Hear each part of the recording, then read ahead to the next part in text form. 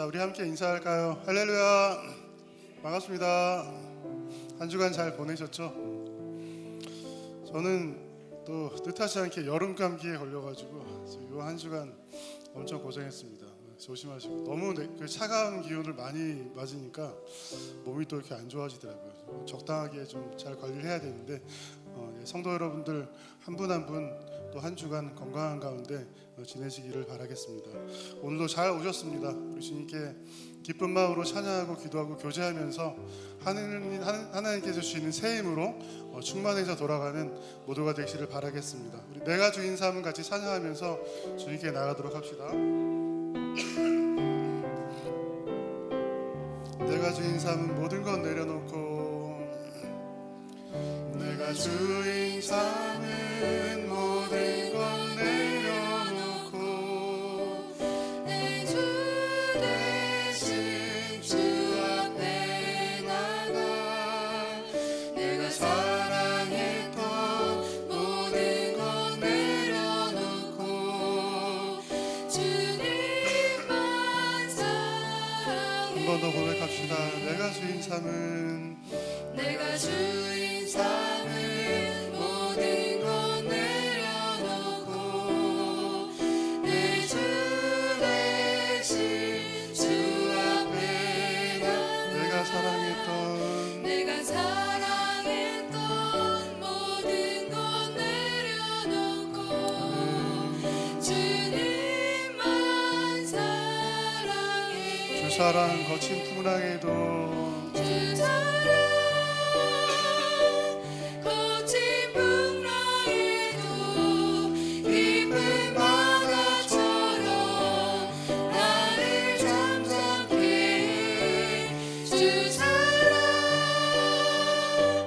내 영혼의 반석, 그 사랑 위에 우리 처음부터 한 번 더 고백합시다. 내가 주인 삶은, 내가 주인 삶은 모든 것 내려놓고, 우리의 주 대신 주 앞에, 내 주 대신 주 앞에 내가 사랑했던 것들도, 내가 사랑했던 모든 것 내려놓고, 주님만 사랑해. 주 사랑 거친 풍랑에도, 주 사랑 거친 풍랑에도 깊은 바다처럼 나를 잠잠케 해. 주 사랑 내 영혼의 반석, 그 사랑 위에 서리. 아멘. 우리 8월의 찬양은 주 내 아버지라는 찬양입니다. 가사가 후렴을 보시면 주 내 아버지 크신 팔로 날 덮으시네, 주는 내 능력 변함없이 우리를 일으키시네. 정말 우리가 항상 주님을 믿고 따르고 찾아갈 때마다 주님께서 우리를 외면하지 않으시고 변함없이 크신 팔 벌려서 우리를 안아주시는 사랑의 하나님이신 줄을 믿고 고백하는 찬양입니다. 이 찬양 같이 부르시면서 은혜 되시기를 바라겠습니다. 주의 손 날 붙드시네, 주의 손 날 붙드시네, 영원한 피난처, 영원한 피난처 되시네. 깊어진 한숨 속에도 변함없이 우리를 일으키. 우리 한 번 더 고백할까요? 처음부터. 주의 손 날 붙드시네, 영원한 피난처 되시네. 나는 깊어진 한숨 속에도 변함없이 우리를 일으키시네. 주 내 아버지, 주 내 아버지 크신 팔로 날 덮으시네. 아멘.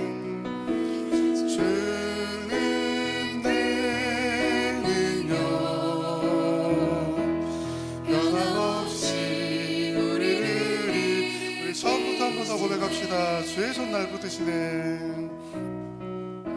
주의 손 날 붙드시네. 영원한 피난처가 되십니다. 영원한 피난처 되시네. 깊어진 한숨 속에도 변함없이 우리를 일으키. 우리 힘차게 찬양할까요? 주의 아버지, 주의 아버지, 그 신발로 날 덮으시네. 아멘. 주는 내 그 능력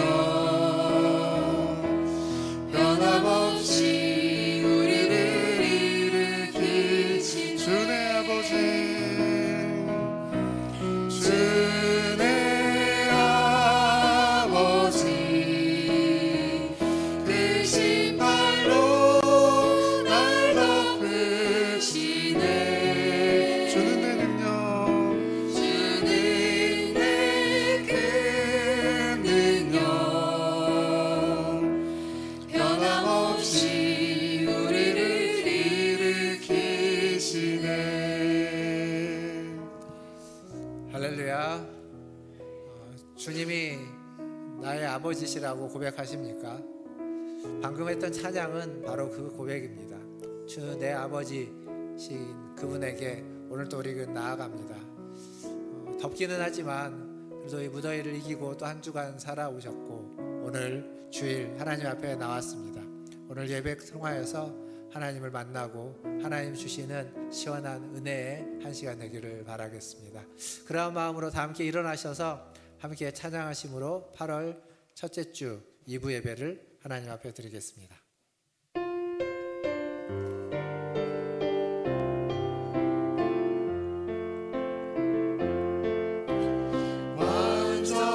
완전하신 나의 주, 그의 길로 날 인도하소서. 행하신 모든 일 주님의 영광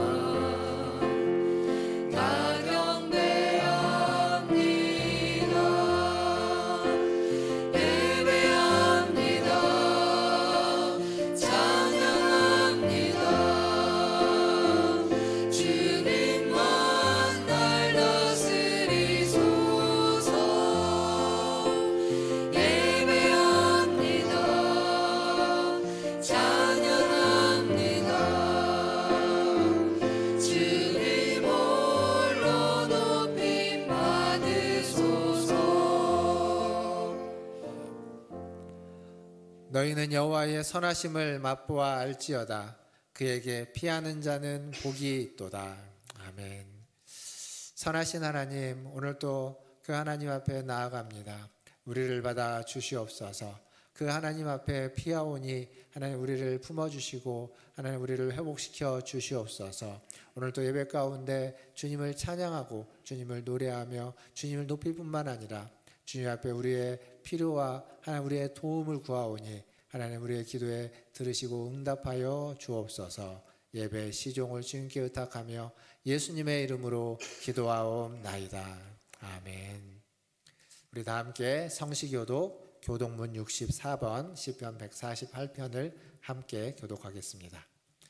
할렐루야. 하늘에서 여호와를 찬양하며 높은 데서 그를 찬양할지어다.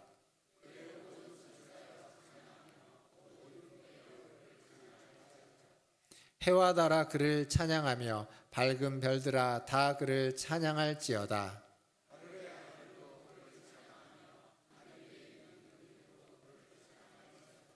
그것들이 여호와의 이름을 찬양함은 그가 명령하심으로 지음을 받았음이로다.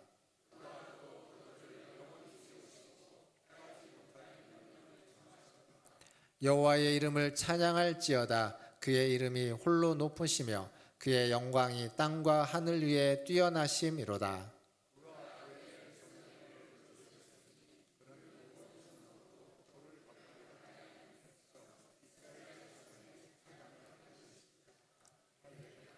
아멘.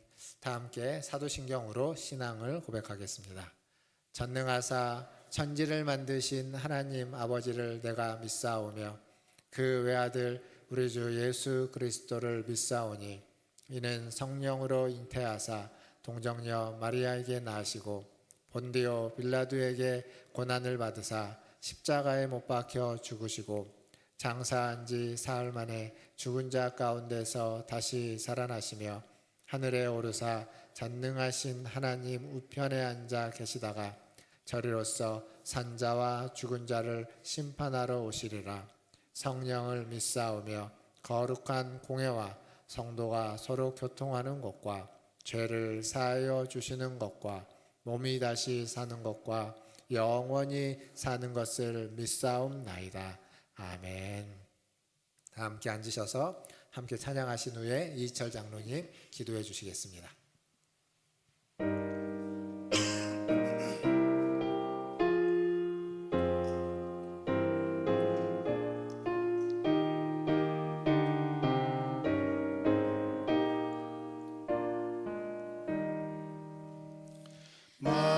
만유의 주제 존귀하신 예수 사람이 되신 하나님 나 사모하여 영원히 섬길 내 영광 되신 주로다.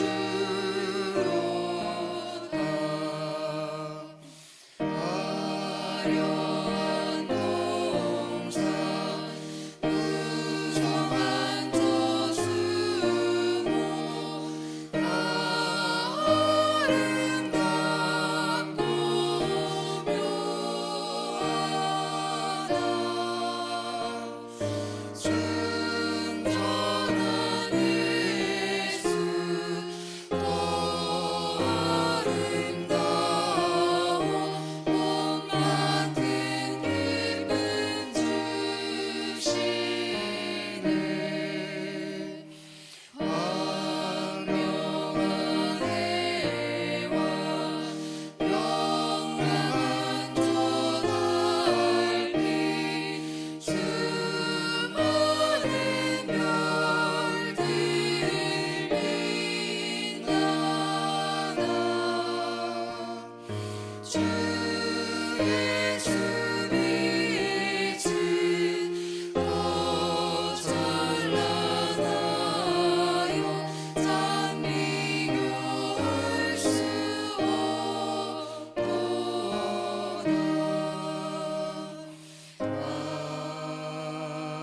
아멘. 우리 284장 힘차게 박수하면서 찬양하겠습니다.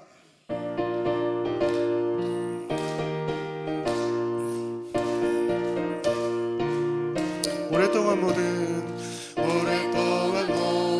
죄 가운데 빠져 더럽기가 하려 없던 우리를 아무 공로 없이 구원함을 얻어 하나님의 자녀 지금대로 아멘. 주의 그 사랑 한량없도다. 찬송할지어다 예수의 이름으로. 주의 그 사랑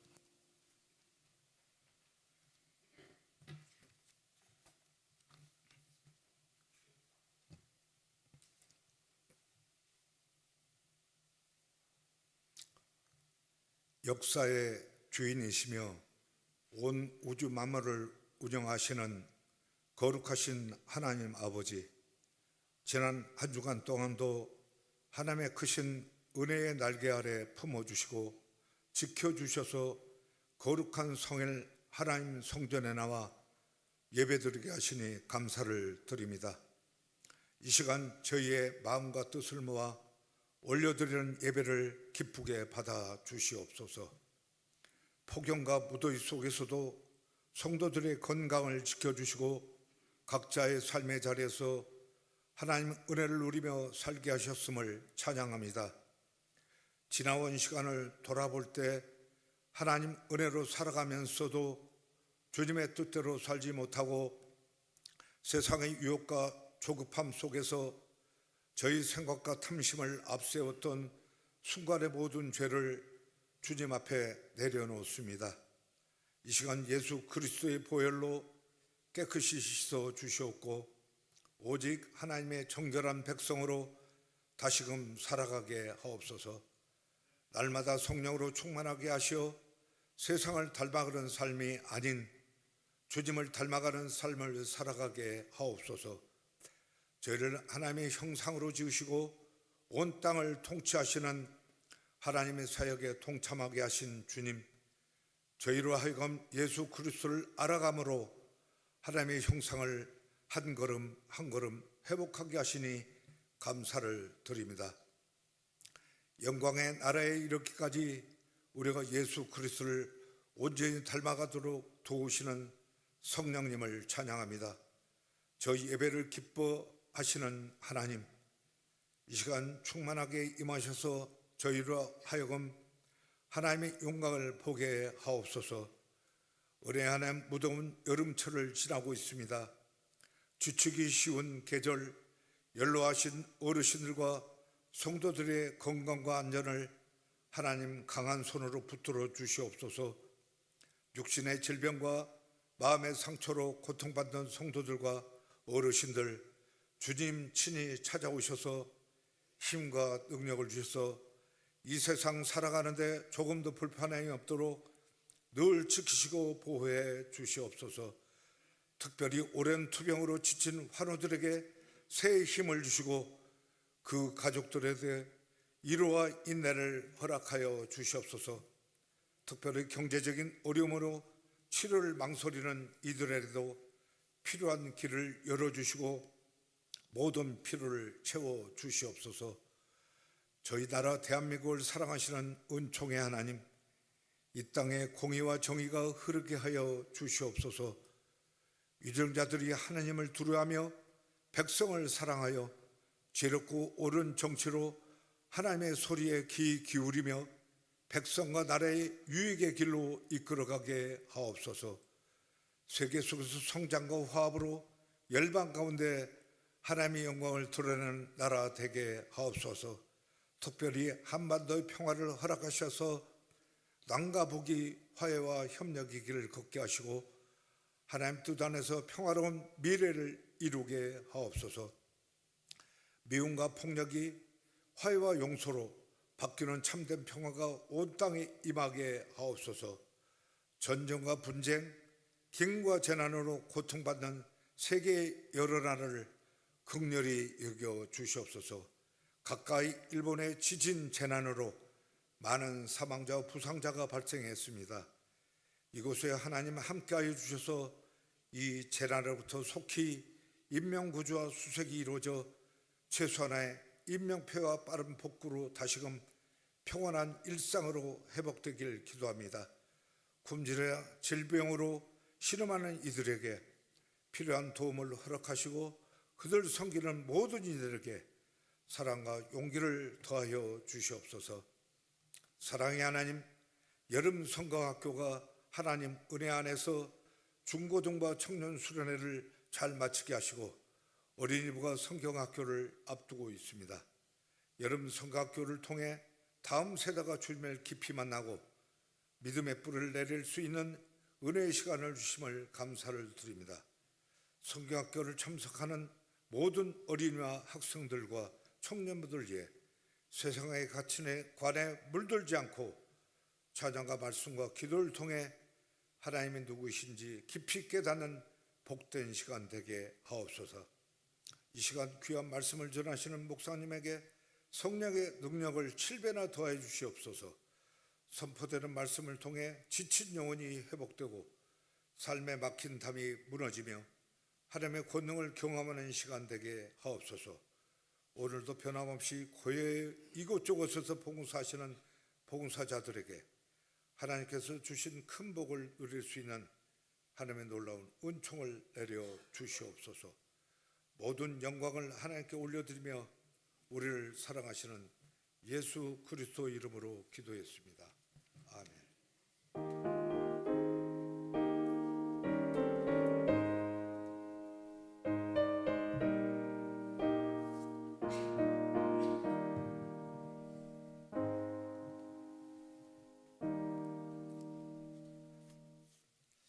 교회 소식 전해드리겠습니다.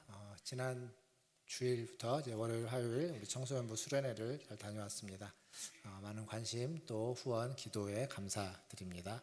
그리고 이번 주 이제 금요일부터 우리 어린이부 성경학교가 있습니다. 주보에 보시면 이제 네 번째 교회 소식인데요. 장흥에서 금토주일 이렇게 예수님과 함께하는 믿음의 항해라고 해서 어린이부 성경학교가 있습니다. 우리 선생님들 열심히 준비하고 계시는데 많이 기도해 주시고 많은 관심 가져주시고 또 주변에 또 보내실 만한 어린이들이 있으면 또 많이 추천해 주시고 보내주시면 감사하겠습니다. 오늘 오후 예배 후에 목양실에서 우리 피택자들 교육이 있습니다. 기억해 주시고 모두 참석해 주시기를 바라겠습니다. 28주차 성경 통독입니다. 이번 주간에는 이사야서 37장에서 56장까지 한 주간 통독하도록 하겠습니다. 그리고 지난번에 광고 드렸던 것처럼 이제 안식월이죠. 안식월로 제가 한 5주 정도 또 쉬게 됩니다. 잘 또 안식을 보낼 수 있도록 기도해 주시고 또 다녀올 수 있도록 또 기도해 주시기를 바라겠습니다. 저도 또 교회가 제가 없는 동안 또 우리 원로 목사님도 오셔서 말씀 전하시지만 또 우리 성도님들의 가정에 평안이 있고 교회가 평안하도록 또 계속 기도하도록 하겠습니다. 오늘 중식은 우리 김유식 집사님, 최옥실 권사님 가정에서 대접해 주십니다. 감사합니다. 이상입니다. 하나님 말씀 보겠습니다. 오늘 우리에게 주신 하나님 말씀은 베드로전서 3장 9절에서 12절까지 말씀입니다.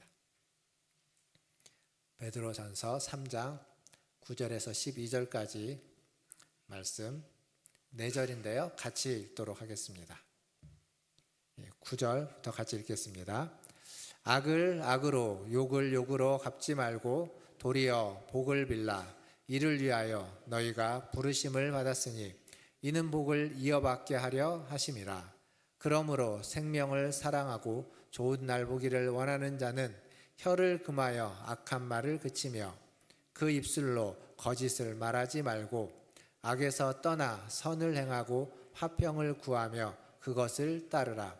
주의 눈은 의인을 향하시고 그의 귀는 의인의 간구에 기울이시되 주의 얼굴은 악행하는 자들을 대하시느니라 하셨느니라. 아멘. 우리 인사하겠습니다. 옆에 계신 분들, 앞쪽에 계신 분들 보시며 사랑합니다. 축복합니다. 사랑합니다. 축복합니다. 하겠습니다. 감사합니다.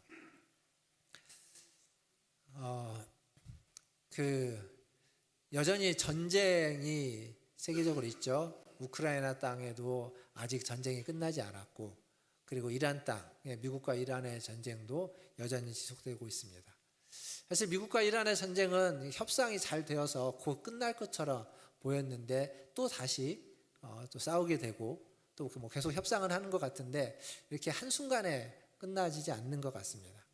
근데 그 과정에서 이제 애꿎은 젊은 군인들 그리고 수많은 민간인들이 희생을 당하고 있죠. 그 이란의 수도가 테헤란이라는 곳입니다. 테헤란. 근데 그 테헤란에 우리나라 대사관이 있는데 전쟁이 있음에도 불구하고 여전히 대사관의 업무를 보고 있다고 합니다. 물론 이제 인원수는 좀 줄었지만 여전히 대사관이 거기에서 운영을 하고 있습니다. 근데 테헤란에 운영되어지고 있는 문을 닫지 않고 철수하지 않은 대사관이 3개가 있습니다. 우리나라하고 일본하고 핀란드인가 그럴 겁니다. 유럽의 한 나라. 굳이 왜 이 전쟁통에 거기에 있을까요? 사실 대부분의 나라의 대사관은 전쟁이 있기 전에 다 철수했습니다. 자국민들 데리고 다 철수를 했고, 우리나라 대사관도 테헤란에 살고 있는 우리나라 국민들은 다 철수를 시켰습니다. 대사관 직원들만 남아 있는 거예요. 굳이 왜 거기에 남아 있을까? 대사관 옆에 가까운 곳에 있는 그 호텔이나 다른 데에도 이렇게 폭격이 있어가지고 다 무너지고 대사관도 피해를 입었는데도 불구하고 남아 있는 이유는 무엇인가? 그렇게 얘기를 하더라고요. 그 이란이란, 특히 중동 지방에 있는 그 중동에 있는 사람들 특징은 뭐냐면, 자기가 어려울 때 그 어려움을 도와준 사람, 함께 해줬던 사람에 대한 어떤 신의가 굉장히 커서 그 신뢰관계를 구축을 하면 그 신뢰관계로 인해서 그 뒤에 많은 일들이 이렇게 자연스럽게 쉽게 해결된다라고 합니다. 그 우리나라가 이미 그런 경험이 있었다고 합니다. 이전에 다른 나라에서. 지금도 이렇게 상주하고 업무를 함으로써 이란과의 어떤 신의 관계를 맺고, 그것은 결국 전쟁이 끝난 이후에 우리나라의 경제적인 이익을 가져올 수 있는 관계를 맺어서 그런 나라의 경제적인 이익을 위해서 거기에 지금 머물러 있다라고 이야기하고 있습니다. 그러니까 중요한 게 뭐냐면 서로 간에 신의를 지키는 것, 신뢰관계를 형성하는 것이다라는 거죠. 지난주에 제가 말씀을 전하면서 5가지 가치에 대해서 얘기했습니다. 그리스도인의 5가지 가치. 마음을 같이 하고, 또 동정하고 공감하는 것, 그리고 서로 사랑하는 것, 우정을 쌓아가는 것, 그리고 불쌍히 여기는 것, 마지막으로 겸손한 것에 대해서 이야기했습니다. 그것이 그리스도인의 삶이고 그리스도인의 삶이 지향해야만 하는 가치다라고 말씀드렸는데, 그 가치를 지향해서 살면 그리스도인의 삶이 좀 다를 수밖에 없습니다. 이 5가지 가치를 지향하다 보면 세상에서의 살아가는 삶과는 사뭇 다를 수밖에 없다라는 거죠. 그런데 실제로 그리스도인이 세상에서 믿지 않는 사람과 전혀 다르게 살아가고 있느냐라고 물으면 다르긴 합니다. 제가 보기에 분명 다르긴 합니다. 그러나 완전히 절대적으로 크게 다르다라고 이야기하기 어려운 부분도 또 많이 있습니다. 사실 이 5가지의 가치를 우리가 모르는 게 아니고 우리가 무시하는 것도 아닙니다. 다 알고 믿고 그렇게 고백합니다. 그럼에도 불구하고 삶이 그렇게 크게 다르지 않은 이유는 우리가 믿는 대로, 고백하는 대로, 알고 있는 대로 살지 못하기 때문이다라는 생각이 듭니다. 그러니까 알긴 알아요. 근데 그렇게 살지는 잘 못합니다. 몰라서가 아니라 알긴 알지만 잘 안 되는 겁니다. 오늘 우리가 본 말씀은 그 알을 어떻게 우리의 삶에서 어떻게 좀 잘 적용을 할 수 있을까? 그 가치를 따라가는 삶의 방식에 대해서 성경이 얘기해주고 있는 것들을 조금 더 설명하고 조금 더 나누어 보고자 합니다. 자, 9절을 한번 같이 다시 읽어보도록 하겠습니다. 한 절씩 좀 읽어가면서 생각을 해볼 텐데요. 9절입니다. 같이 읽겠습니다. 악을 악으로 욕을 욕으로 갚지 말고 도리어 복을 빌라. 이를 위하여 너희가 부르심을 받았으니 이는 복을 이어받게 하려 하심이라. 아멘. 구약에 보면 사울이 다윗을 죽이려고 창을 2번이나 던진 게 나옵니다. 근데 어떨 때 창을 던졌냐면 다윗이 그 사울 앞에서 수금을 타고 있을 때. 근데 다윗이 사울 앞에서 왜 수금을 탔냐면 사울이 지금 악신에 들려가지고 괴로워하고 있을 때 그 수금을 타면 그 악신이 떠나갑니다. 그러니까 지금 다윗은 사울을 위하여 수금을 타고 있는 그때 사울은 창을 들어서 다윗을 죽이려고 창을 던졌습니다. 다행히 창에 맞지 않고 창을 피했죠. 그 다음에 어떻게 해야 될까요? 그 다음에 해야만 하는 게 뭘까요? 세상에서는 우리나라 속담에 그런 게 있죠. 가는 말이 고와야 오는 말이 곱다라는 말이 있습니다. 그러니까 받은 대로 돌려주는 것, 영어로 표현하면 give and take, 이게 어쩌면 세상에서의 반응이고 세상에서의 가치입니다. 그렇게 보면 그 다윗이 창을 안 맞고 창을 피했다면 그 창을 이제는 들어서 나에게 창을 던진 자에게 창을 다시 던지는 게 맞을 겁니다. 근데 다윗은 그렇게 하지 않았죠.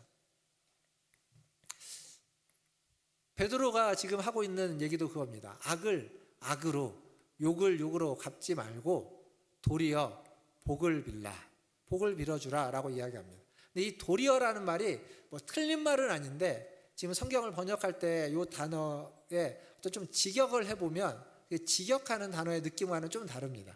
직역해보면 뭐라고 얘기할 수 있냐면 반대로라고 할 수 있습니다. 반대로. 도리어는 반대로입니다. 그럼 이렇게 되는 거죠. 악을 악으로, 욕을 욕으로 갚지 말고 반대로 복을 빌라. 또 정확하게 설명해주고 있습니다. 악을 악으로 갚는 것, 욕을 욕으로 갚는 것, 그건 그냥 그대로 갚는 겁니다. 근데 정반대로 해라. 복을 빌어줘라. 지금 바울이 그렇게, 베드로가 그렇게 이야기하고 있는 겁니다. 그러니까 사회에서 이야기하는 것과는 정반대로 행하라라는 거죠. 제 아내하고 저하고는 되게 좀 참 다릅니다. 결혼 초기에 달라서 되게 많이 싸웠습니다. 생각도 다르고 어떤 기준도 다르고 보는 관점도 달라서 많이 싸웠는데 그렇게 많이 싸우다 보면 뭘 알게 되냐면 상대방의 어떤 그 선을 알게 돼요. 그러니까 내가 어떤 얘기를 했을 때 더 화가 나는지 어디까지 얘기가 가능하고 어디까지는 얘기하면 안 되는지 이런 것들을 이렇게 알게 됩니다. 그럼 이제 그걸 알게 되면 싸우다가 조심을 하겠죠. 근데 싸우게 되면요, 조심을 하는 게 아니라 기분이 나쁘잖아요. 그러면 그 부분을 알기 때문에 그 부분을 더 건들게 됩니다. 안 해도 되는 말을 하게 되는 거고, 그리고 조금 더 그렇게 과하게 표현을 하면 상대방이 더 이렇게 기분이 나빠지고 화를 낸다는 걸 아니까 나도 기분 나쁜데 너도 기분 나빠봐라 하면서 그렇게 하는 거예요. 그러니까 이 알미라는 게 항상 긍정적으로 작용하는 것만은 아닙니다. 근데 그렇게 되면 어떻게 되냐면 내가 만약에 그렇게 선을 넘어가지고 화나게 더 했으면 상대방이 그걸 받아서 그대로 반응을 하면 사실 이 문제는 별것 아니었는데 큰 문제가 되어버리죠. 근데 상대방이 그렇게 반응하지 않고 그것들을 그냥 넘겨버리면, 그걸 흘려버리면, 그러면 그 문제가 커지지 않고 봉합될 수도 있는 겁니다. 그러니까 무슨 말이냐면 악을 악으로 갚고 욕을 욕으로 갚으면 그 악과 욕이 점점 커지는 겁니다. 점점 커지게 되는 거죠.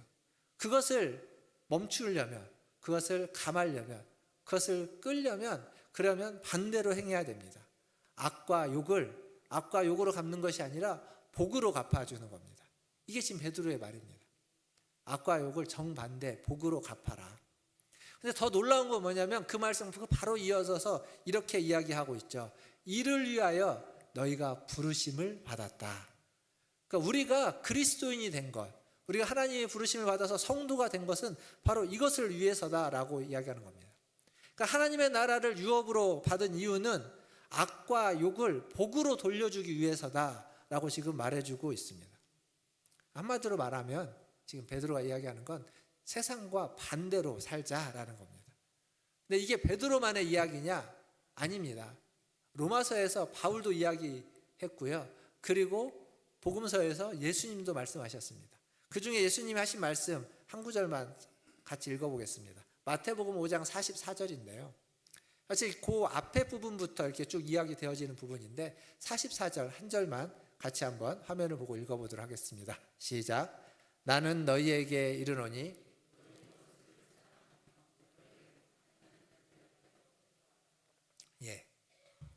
오늘 읽었던 말씀하고 똑같은 단어는 하나도 없습니다만 너희를 박해하는 자를 위하여 기도하라. 악으로 갚지 말고 그들을 위하여 복을 빌라. 정반대로 복을 빌라. 지금 그 얘기를 하고 있습니다. 사랑하는 성도 여러분, 이 세상에서 정반대로 세상의 사람들이 이야기하는 것과는 정반대의 가치로 살아가는 우리 문화선제일교회 성도님들 다 되시기를 주님의 이름으로 축원드립니다. 그렇게 사는 것이 그리스도인으로서의 삶이다. 하나님의 자녀로 사는 삶이다라는 겁니다. 자, 이제 10절을 보겠습니다. 자, 10절 말씀 또 같이 한번 읽어보겠습니다. 10절입니다. 그러므로 생명을 사랑하고 좋은 날 보기를 원하는 자는 혀를 금하여 악한 말을 그치며 그 입술로 거짓을 말하지 말고. 아멘. 자, 여기 9절에서 악을 복으로 갚으라라고 이야기하고 이어서 10절에서는 이제 말에 대해서 이야기합니다. 근데 이 10절, 11절, 12절은요 시편 34편에 있는 내용을 이렇게 많이 인용해 왔습니다.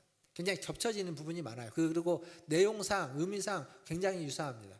그러면 시편 34편이 어떤 시편인지를 봐야 되는데, 시편 34편은 다윗이 아말렉 왕, 그러니까 블레셋의 그 아말렉 왕이 아니라 아비멜렉 왕 앞에서 미친 척 한 후에 쓴 시입니다. 다윗이 왜 아비멜렉 앞에서 미친 척을 했느냐라고 하면 다윗의 그 앞의 이야기를 봐야 되죠. 그러니까 목자로 있을 때 그 사무엘이 부릅니다. 그래서 불러서 가보니까 갑자기 자기에게 기름을 부어서 왕을 삼죠. 근데 그 뒤로 뭐 바로 왕이 된 것이 아니라 그 뒤로 골리앗을 물리치는 일도 있고 또 사울 앞에 가서 수금을 타서 악령을 쫓아내주기도 합니다. 그러니까 다윗이 했던 일은 굉장히 좋은 일들만 했어요. 뭐 바로 왕이 되려고 한 것도 아니고. 근데 도리어 창이 날라오죠. 그것도 한 번이 아니라 두 번이나. 그래서 도망칩니다. 도망칠 수밖에 없게 됐죠. 도망자로서 도망치다가 사울을 죽일 기회가 있었지만 그래도 사울을 죽이지 않습니다. 그리고 안타까워하는 얘기를 들었지만 여전히 사울은 다윗을 죽이려고 합니다. 그러니까 도망치다가 더 이상 도망갈 데가 없는 거예요. 그 가나안 땅에, 그 이스라엘 땅에 더 이상 도망갈 데가 없자 결국 어디로 도망을 치느냐 하면 블레셋, 자기가 골리앗을 죽인 그 적국인 블레셋 땅으로 넘어가게 되는 겁니다. 넘어갔는데 블레셋 군인들이 다윗을 알아보는 거예요.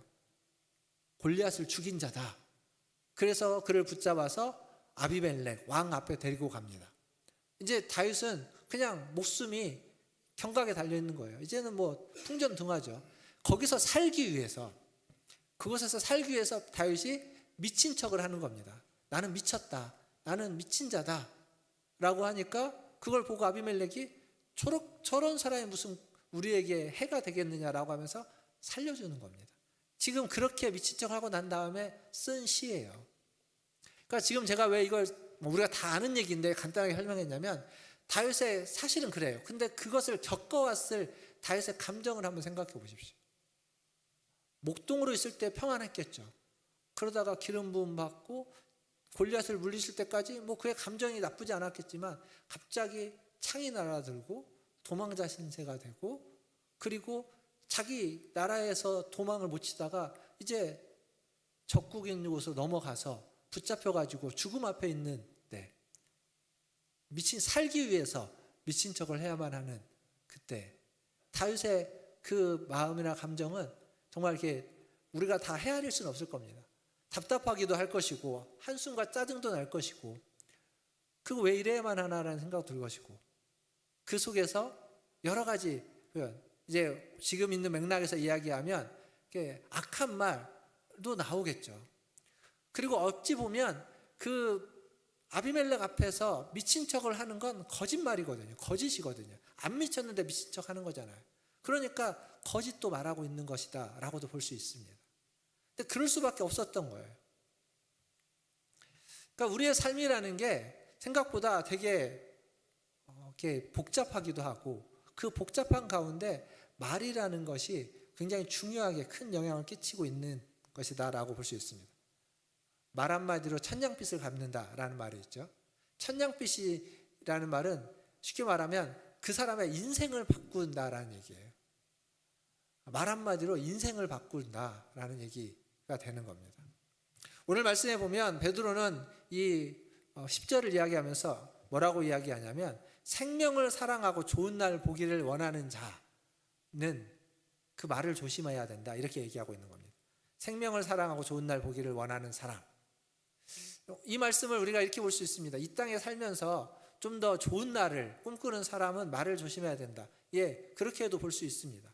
근데 지금 베드로가 이 베드로서를 쓸 때 항상 전제하고 있는 게 뭐였냐면 우리는 이 땅에 정착해 사는 사람이 아니라 잠시 머물다 가는 사람. 그럼 베드로가 생각할 때 가장 좋은 날, 가장 좋은 곳은 이 땅이 아니라 하나님 계신 하늘나라, 우리가 이 땅의 삶을 정리하고 가야 되는 그 본향인 겁니다. 그러니까 지금 여기서 생명을 사랑하고 그 좋은 날 보기를 원하는 사람은 뭐냐면 그 하나님의 나라를 사모하는 사람은 말을 조심해야 된다. 지금 그 얘기를 하고 있다라고 보아야 됩니다. 악한 말 그리고 거짓말. 사실 근데 이 악한 말과 거짓말에 대해서요, 우리는 생각보다 이렇게 예민하지 않습니다. 좀 둔감한 편입니다. 그냥 이게 별것 아니면 좀 잘 넘어가기도 하고 그렇습니다. 어떤 일에 대해서 어떤 사안에서 우리가 잘 모르면서도 우리가 아는 척 할 때가 있죠. 저도 그렇고 많은 사람들이 그렇습니다. 잘 모르는데 아는 척 합니다. 애들이 이렇게 크면서 보면 좀 이게 사춘기 되고 좀 자라되면 잘 몰라요. 부모가 보기에 잘 모르는데 되게 아는 척 합니다. 근데 그런 것들도 크게 보면 다 거짓에 속하는 겁니다. 부족한 정보로 섣부르게 판단하는 것 또한 마찬가지입니다.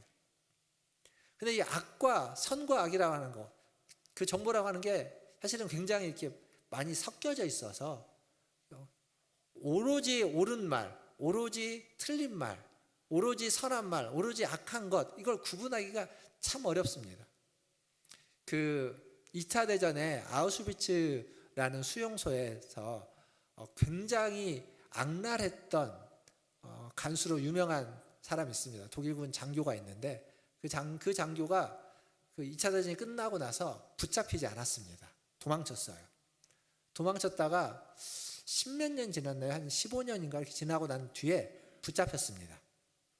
붙잡혀가지고 이제 국제재판에서 심판을 받을 때 그 사람들이 너무 다 깜짝 놀란 게 있어요. 뭐 놀랐냐면 그 사람이 그 아우슈비츠라고 하는 그 무시무시한 곳에서도 가장 악랄했던 사람으로 모든 수용자들이 다 알고 있는 그 사람인데, 그 사람이 붙잡힌 그 곳, 그 마을, 그가 살았던 그 동네에 있는 사람들에게 이 사람은 너무 선량한 사람이었습니다.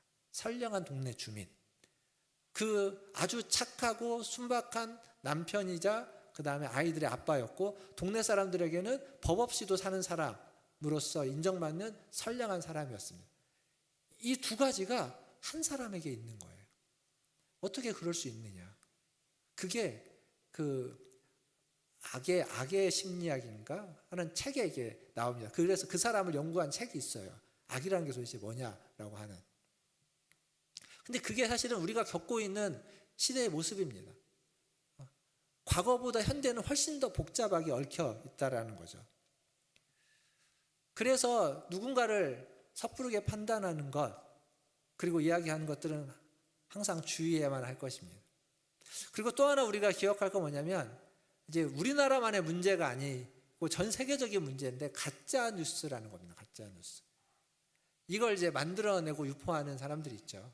근데 이게 진짜와 가짜를 구분하기 더 어려워졌습니다. 뭐 때문에? 인공지능 때문에. AI가 가짜 뉴스를 너무 많이 만들어냅니다. 여러분이 뭘 물어보잖아요. 그럼 뭘 막 설명을 해주는데 그 중에 꼭 가짜가 있습니다. 만들어내는 환각 증상이라고 하는데 그것들을 만들어냅니다. 저도 이렇게 써볼 때 뭐 제미나이나 챗GPT 이런 거 써서 뭘 물어보면 뭘 얘기해 줄 때 이상한 게 있어요. 그럼 찾아보면 그런 거 없어요. 성경에도 없고 제가 아는 신학계도 반하는 얘기들을 하는 경우들이 있습니다. 그러니까 이게 더 교묘하게 섞여져 있어요. 그래서 우리가 그걸 잘 분간하기가 참 어렵습니다. 믿고 따르는 경우들이 많죠. 근데 문제는 그건 어쩔 수 없는 우리의 지금 풀어야 되는 숙제이고 한계인데, 문제는 가짜인 줄 알고서도 그 가짜 뉴스를 만들어내는 사람들, 그리고 그것을 만들어서 사람들이 더 많이 보고 사람들에게 더 많이 이렇게 조회수를 올리기 위해서 그 가짜의 이야기를 집어넣고 또 과장을 하고 또 부풀리고 거짓을 거기다가 담아서 이야기하는 거예요. 거기에 진실도 있죠. 그러나 거짓도 섞여져 있고, 그리고 어떤 팩트가 있지만 그걸 지나치게 과장해가지고 왜곡시키는 것도 섞여져서 자극적으로 만들어내는 가짜 뉴스들. 그게 우리 주변에 많이 있는 겁니다. 그렇게 하는 이유는 뭘까요? 왜 조회수를 높이기 위해서 그렇게 하냐? 결국 그 조회수가 돈이 되기 때문입니다. 조회수 100만 조회수를 찍으면 돈이 얼마나 될까요?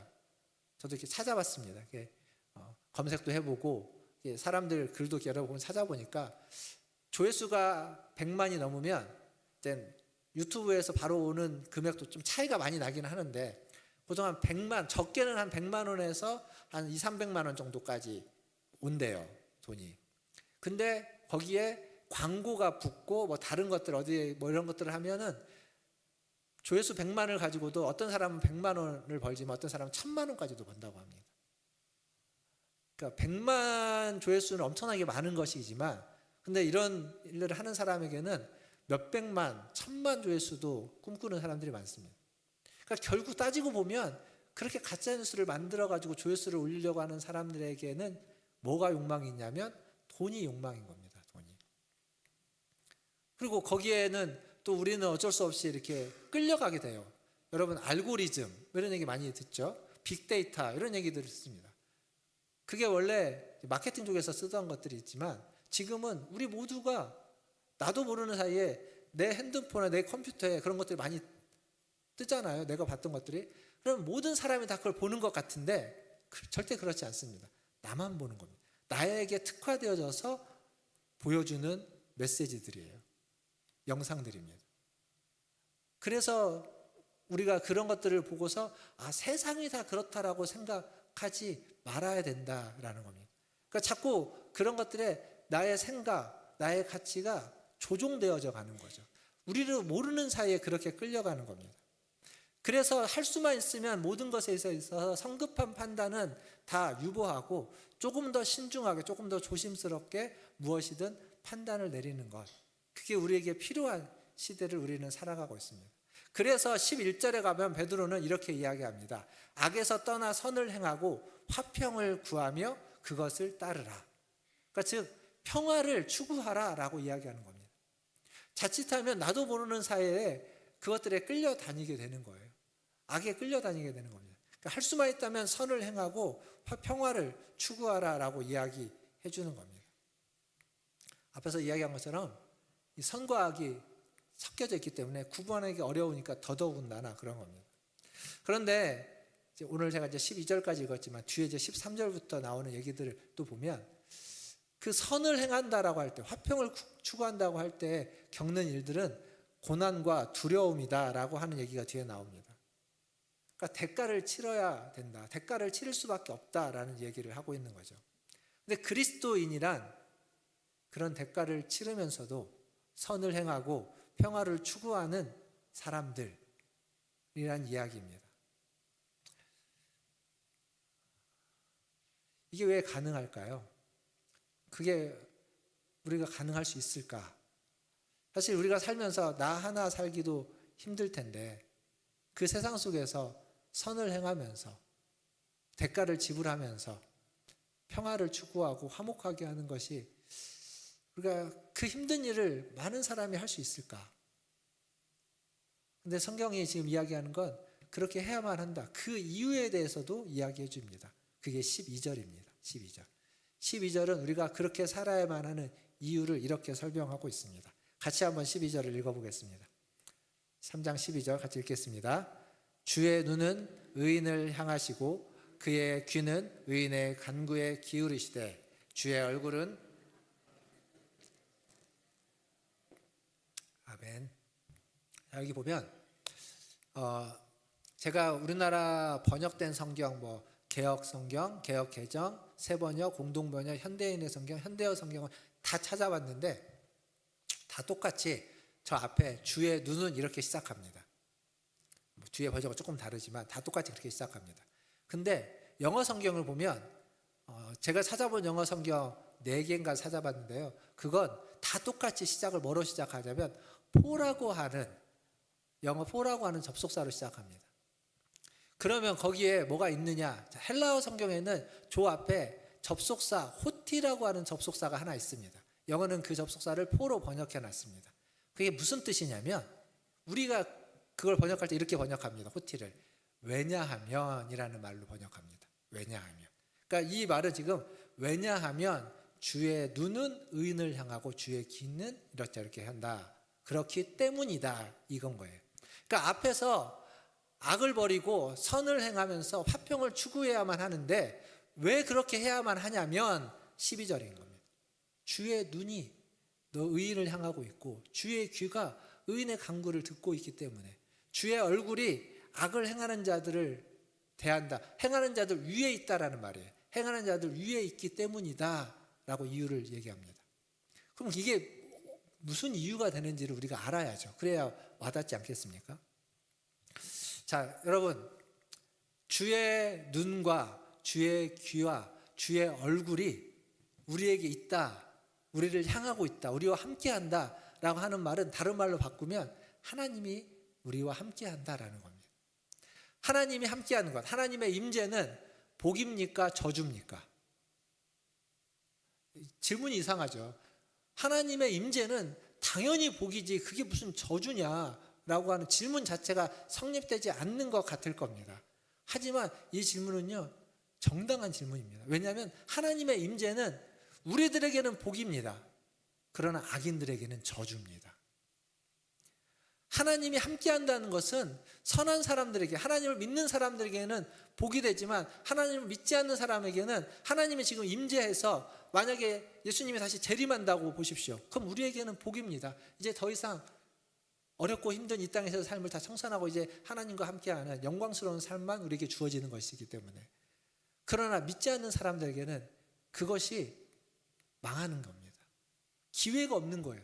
아직까지는 기회가 있지만 다시 오시면 더 이상의 기회가 없이 이제는 멸망만 남아있는 저주 같은 일이 되는 겁니다. 하나님의 임재라는 게 그런 거예요. 그럼 여기서 다시 말씀을 보면 눈과 귀는 의인을 향한다고 되어져 있습니다. 그런데 하나님의 얼굴은요, 악을 행하는 자 위에 있다라고 되어져 있습니다. 저주와 복과 저주를 같이 이야기하고 있는 거예요. 근데 뭐 뒤에 있는 저주 얘기는 놔두고 앞에 있는 것만 좀 이야기를 해보면 하나님의 눈과 귀가 모든 사람을 향해 있지만 그러나 오늘 말씀은 의인이라고 하는, 그러니까 시편 34편에 가보면 의인이 나옵니다. 거기에도 의인이 나와요. 근데 그 의인은 세상 속에서 고난과 두려움, 그러니까 다윗이 겪었던 그 어려움, 그 답답한 시간들을 겪어오면서도 그래서 한숨도 쉬고 그냥 안타까워도 하고 울분도 나고 푸념도 했지만 그럼에도 불구하고 하나님을 떠나지 않고 주님을 따르는 사람, 그런 사람을 의인이라고 말합니다. 시편 34편의 맥락에서 보면 그래요. 그리고 지금 그 말씀을 그대로 인용하고 있는 베드로도 마찬가지입니다. 그러니까 지금 여기서 말하는 의인은 그냥 평화롭게 하나님을 잘 섬기면서 복된 삶을 살아가는 사람이 아니라 정말 세상 속에서 푸념하고 한숨 쉬면서 힘들고 어렵게 고생하면서 살아가고 있는, 그래서 절실하게 하나님의 도움을 필요로 하는, 하나님이 좀 지켜봐 주시기를 바라고 하나님 앞에 간구하면 그 간구를 들어주기를 바라는 그러한 사람들을 향해서 지금 베드로는 뭐라고 말하냐면 그 의인들을 하나님의 눈이 살펴보고 있고 향하여 있고, 그리고 그러한 의인들의 간구에 하나님이 귀 기울이신다라고 이야기하는 겁니다. 그러니까 이 세상에서 선을 행하면서 평화를 추구하는 우리들을 하나님이 절대 혼자 두지 않는다라는 얘기인 겁니다. 항상 그의 눈과 귀가 우리와 함께한다라고 말해주고 있습니다. 사랑하는 성도 여러분, 하나님의 얼굴이 여러분을 비추고 있고 여러분 위에 있습니다. 악을 행하는 자들에게는 저주일지 모르나 우리에게는 은혜이고 축복입니다. 우리는 택하심을 받았고 구원함을 입었고 그리고 정결케 된 사람들입니다. 그러므로 우리는 다른 삶을 추구해야 됩니다. 세상과는 반대로 살아야 됩니다. 왜냐하면 하나님이 보고 있기 때문입니다. 하나님이 보고 있습니다. 세상과 똑같이 살아가는 악한 자들은 하나님이 심판하실 겁니다. 그러나 하나님은 우리를 택함받은 자로서 택하셔서 다르게 살기를 원하셨고 그렇게 다르게 사는 우리를 보고 계십니다. 세상과 반대로 살아가는, 세상과 다르게 살아가는, 그래서 하나님의 눈과 귀를 통하여서 은혜와 복을 받으시는 우리 문화선교회 성도님들 다 되시기를 주님의 이름으로 축원드립니다. 이 말씀을 좀 마무리하면서 한 그 설문조사 조사의 결과 중에 한 화면을 보도록 하겠습니다. 이미지를 좀 띄워주시고요. 이걸 보기 전에, 이걸 설명하기 전에 먼저 2026년 기윤실에서 한국교회 신뢰도에 대한, 사회적 신뢰도에 대한 조사를 했습니다. 한국교회 신뢰도 2026년 올해 조사입니다. 한국교회는 사회에서 어느 정도 신뢰를 받고 있냐면 신뢰도가 17%입니다. 17%. 그러면 불신은 몇 프로냐? 불신은 놀라지 마십시오. 74%입니다. 그러니까 4명 중에 3명은 교회를 불신한다는 얘기입니다. 그러면 같은 조사에서 다른 종교, 여기도 이제 불교, 천주교, 기독교 있잖아요. 다른 종교들, 더 작은 종교는 말고 3대 종교만, 불교, 천주교, 기독교의 신뢰도는 어떻게 되느냐? 1등은 어디냐면 불교입니다. 근데 불교는요, 기독교의 딱 2배입니다. 34%의 신뢰도를 얻고 있습니다. 천주교는 22%, 그리고 기독교는 17%. 이게 2026년 사회에서 보는 각각 종교에 대한 신뢰도의 모습입니다. 성적이 좋지 않죠? 근데 그것보다 몇 년 전인 2022년도에 국민일보에서 또 이런 조사를 했습니다. 기독교에 대한 국민 이미지 조사. 그러니까 종교에 대한 이미지 조사라고 보면 됩니다. 이미지 조사 결과 중에 하나가 이겁니다. 불교, 천주교, 기독교에 대한 이미지의 결과물이에요. 근데 저 결과물을 보면요, 아까 17%보다 저는 사실 이게 훨씬 더 암담합니다. 불교는 어떠냐? 지금 저기 잘 보이시는지 모르겠는데 불교 옆에 주변에 이렇게 크게 했네요. 주변에 있는 글씨를 한번 보십시오. 불교에 대한 이미지가 뭐냐면 포용적이고 상생하고 보수적이고 친근한 이미지, 그리고 엄숙하면서 또 경건하고 배려하고 현실과 타협하지 않는 이런 이미지가 불교에 있다고 합니다. 천주교는 어떤 이미지를 가지고 있느냐? 천주교를 보면 진정성이 있고 희생적이고 도덕적이고 헌신적인 이미지. 저기 뒤에 위에 좀 잘려있지만 거기가 이제 공감하는이라고 해서 불교랑 겹쳐지는 부분이 있습니다. 천주교와 불교 이미지, 그런 이미지가 여러분에게 있으십니까? 뭐 이렇게 고개를 좀 끄덕일 만한 부분들이 있습니다. 근데 이제 기독교의 이미지를 한번 보시면 깜짝 놀랍니다. 배타적인, 물질적인, 위선적인, 이기적인, 세속적인. 그래요. 제가 얘기하고 싶은 건 좋은 게 하나도 없습니다. 하나도 없어요. 뭐 하나라도 좀 섞여 있으면, 한두 개 좀 섞여 있으면 하는데 좋은 게 하나도 없습니다. 한마디로 말하면요, 기독교는 세상보다 더 세속적이다라고 얘기할 수 있어요. 왜냐하면 세상은요, 저런 것도 있어요. 그러나 헌신적이고 그리고 도덕적인 것도 있고 상생하고자 하는 열망도 있습니다. 그러니까 세상은 그것들이 다 섞여 있어요. 크게 보면. 근데 기독교에서 사람들이 보는 이미지의 기독교는 좋은 건 하나도 없습니다. 이게 뭐 아주 오래된 조사가 2022년이에요.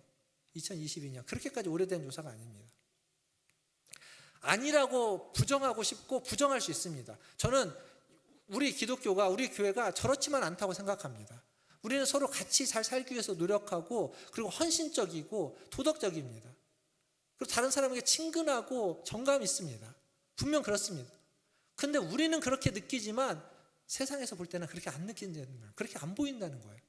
근데 그렇게 안 보이는 모습이 또 부정할 수 없게끔 있기 때문에 소리쳐 부정할 수도 없는, 그게 더 답답합니다.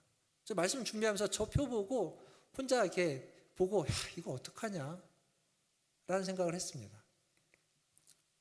분명 우리는 매주 예배를 드리면서 회개를 하고 은혜를 받습니다.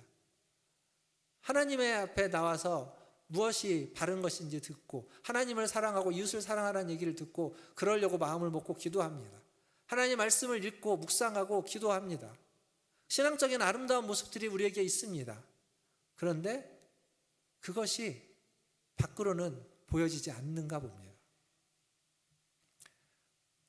수많은 사회생활을 하면서 악을 악으로 갚지 않고 악을 복으로 갚는다는 모습들이 우리 안에 있습니다.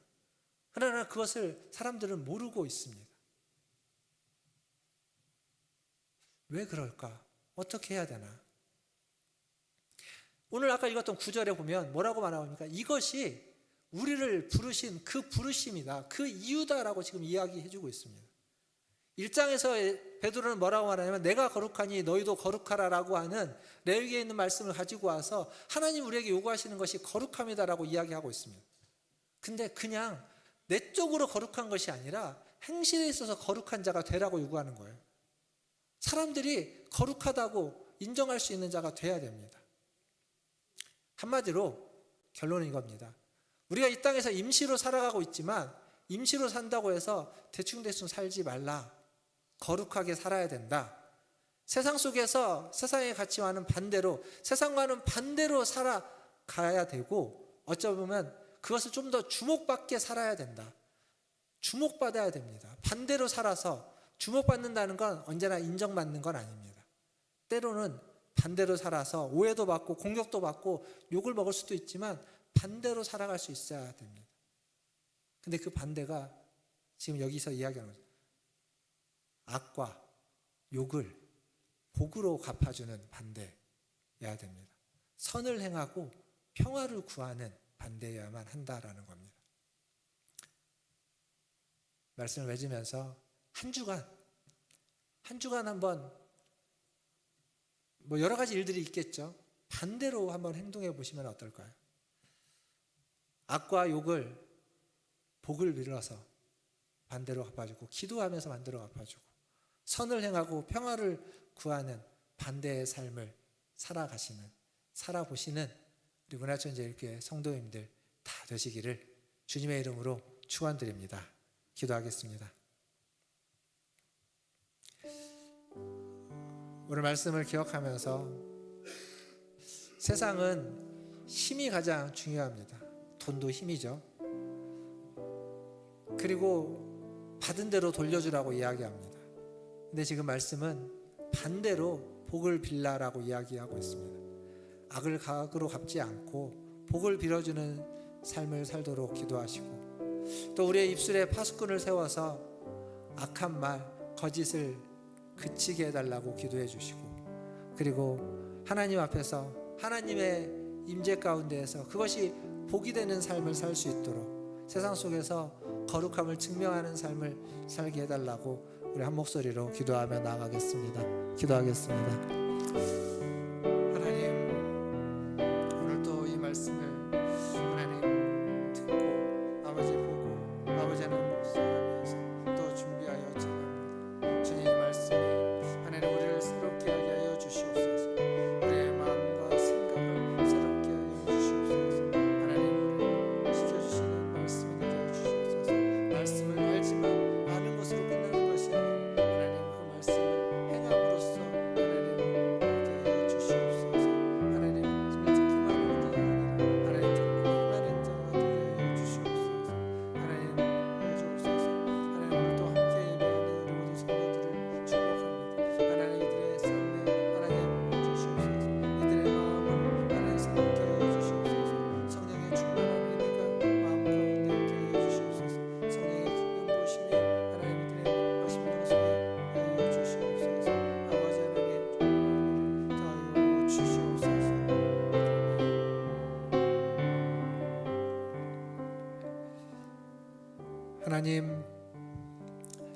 하나님께서 우리에게 주신 하나님 모든 삶 속에서 하나님의 말씀을 알고 깨닫고, 아버지 하나님 그것을 알고 깨닫는 데서 끝나는 것이 아니라 하나님 그 말씀을 지켜 행하는 자가 될 수 있게 하여 주옵소서. 하나님 오늘 말씀처럼 악을 악으로 갚지 않고 반대로 복을 빌어주는 삶을 살게 하여 주시고, 하나님 이 세상에 살면서 우리의 입술에 파수꾼을 세워서 거짓과 악한 말을 그치고 선하고 아름다운 말을 통하여서 하나님의 그 평화를 이루어가고 만들어가는 그러한 하나님의 자녀들 되게 하여 주시옵소서. 우리의 삶이 하나님의 눈과 귀, 하나님 앞에 있음을 알게 하여 주시고, 하나님의 얼굴을 볼 때 그 얼굴이 우리에게 은혜가 되고 복이 되며 기쁨이 되고 하나님 감사가 되는 하나님 의인의 삶을 살아가는 우리 모든 성도들 되게 하여 주시옵소서. 오늘 함께 예배하는 우리 문화천재교회 모든 성도들에게 그러한 은혜와 그러한 복을 더하여 주실 줄 믿으며 우리 구주 예수님의 이름으로 기도하옵나이다. 아멘. 우리 찬송가 212장 함께 찬양하시면서 준비하신 예물 하나님께 드리겠습니다.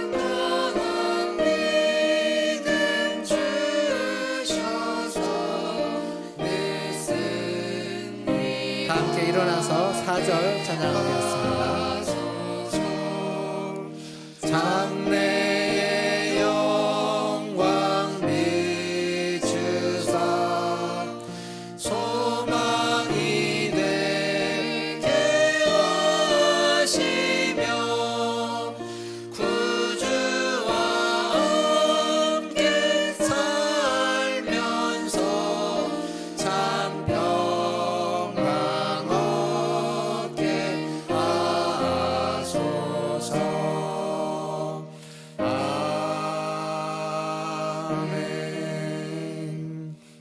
기도하겠습니다. 하나님, 주님과 함께 살면서 주님 우리에게 주신 일들을 잘 감당하며 참 평화를 이루어가는 우리 성도들 되게 하여 주시옵소서. 하나님, 오늘도 주님 앞에 나오며 아버지 하나님 빈손으로 오지 않고 주님이 주신 물질 중 일부를 구별하여 주님께 드립니다. 하나님, 오병이어처럼 적은 것이지만 하나님 크게 받으시고 하나님의 나라를 세워가는 일에, 하나님의 뜻을 이루어가는 일에, 하나님의 이름을 영화롭게 하는 일에 귀하게 사용되게 하여 주옵소서.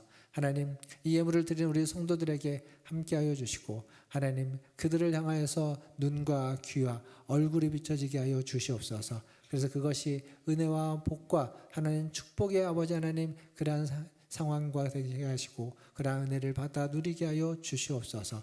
어떤 일에 있든지 어떤 상황에 있든지 하나님이 함께하여 주시는 말미암아 하나님 형통케 되는 은혜가 있게 하여 주시되, 때로는 그렇지 못할 때에도 하나님 믿음으로 이겨내고 견뎌내게 하여 주시고, 이 세상 속에서도 하나님 다른 이들을 향하여서 하나님 도리어 복을 빌어가는, 반대로 복을 빌고 기도할 수 있는 그러한 믿음의 자녀들 되게 하여 주시옵소서.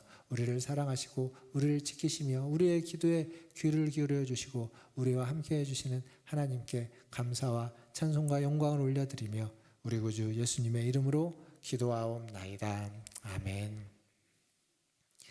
지금은 우리를 위하여 이 땅에 오사 십자가에 달려 죽으신 우리 구주 예수 그리스도의 은혜와 우리를 사랑하사 독생자를 보내주신 아버지 하나님의 무한하신 사랑하심과 우리와 날마다 순간순간 함께 하시는 성령 하나님의 위로 교통 충만 내주하심이 오늘 주님 앞에 나와 다른 이들에게 복을 빌어주고 기도해주고 선을 행하며 그리고 하나님의 나라를 더욱 사모하며 살아가는, 평화를 이루어가는 우리 문화천지일교회 모든 성도들 위해와 그들의 자녀손들과 가정과 직장과 일터 위에 주의 복음을 들고 주의 평화를 전하며 주의 나라를 세워가는 선교사님들과 사역자들 위해 전쟁과 지진과 홍수와 수많은 재난과 환난 가운데 있는 주의 형상으로 지음받은 이들 위해 이 나라와 이 민족과 저 북녘 땅 위에 이제로부터 영원토록 함께 있을지어다. 아멘.